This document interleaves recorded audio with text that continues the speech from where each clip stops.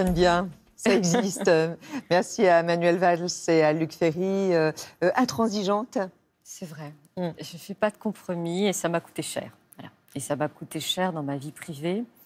Ça m'a coûté cher dans ma carrière et ça me coûte cher dans... Oui, c'est vrai. Mais il a raison, mais je suis très, très touchée parce que j'ai beaucoup d'admiration pour ces deux hommes. Je trouve qu'ils ont beaucoup de courage. Luc Ferry est exceptionnel parce que c'est un ami fidèle. Et je disais, j'ai jamais réussi à aller jusqu'au bout de la critique de la raison pure de Kant. Et quand il vous explique Kant, vous dit, mais bien sûr, Mais c'est simple, évidemment. La plus belle histoire de l'école, vous qui vous intéressez beaucoup au système éducatif, Alain Boissineau et Luc Ferry, justement, ça c'est son nouvel ouvrage chez Robert Laffont. Je vous le donnerai d'ailleurs.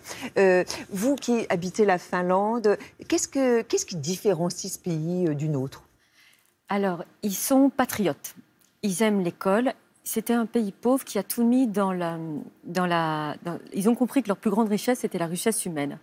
Et donc, tout le programme qui a été fait, puisque nous sommes une jeune république, nous avons 100 ans, madame, nous fêtons nos 100 ans, c'est l'école. Donc, ils ont été premiers pendant très longtemps dans le classement PISA, ils sont 5e.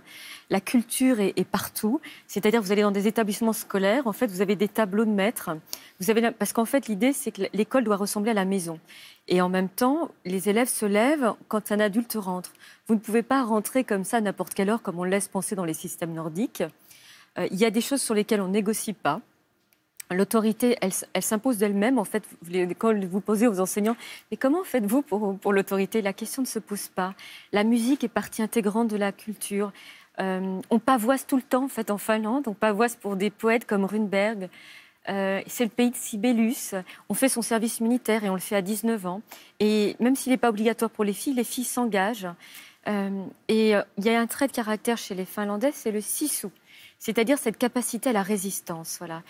Et moi, je suis émerveillée à chaque fois, c'est que l'art, moi qui n'ai pas eu accès à ça quand j'étais enfant parce que mes parents n'avaient pas les moyens, ma fille va à l'Académie Sibelius, elle fait du ballet, et tout est normal en fait. Et ça, c'est quelque chose d'exceptionnel. Vous vous sentez en sécurité ? Ah oui, oui, totalement. En Finlande, oui, c'est... Il y a eu des attaques, hein ? Non, pas comme en France. Attaques au couteau ? Non, la Finlande est un écrin, en fait. C'est un paradis perdu, un paradis oublié de l'Europe, voilà. Je voulais aller en Nouvelle-Zélande. Et la Laponie est magnifique. C'est un pays de rêve, c'est un pays de Kaurismäki, c'est un pays où on apprend à vivre avec la nature. Moi qui pensais être une citadine, je me suis surprise en aimant la nature, voilà.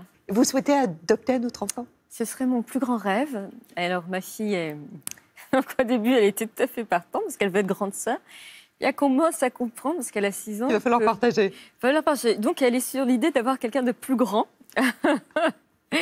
Mais c'est un bonheur. C'est la chose dont je suis la plus fière dans ma vie, c'est ma fille. Voilà. Alors, les gens disent beaucoup de choses sur ça. Et j'ai adopté un célibataire. Donc, j'ai adopté seule ma fille. Et on m'a dit beaucoup de choses en disant prends un abonnement chez ton psy.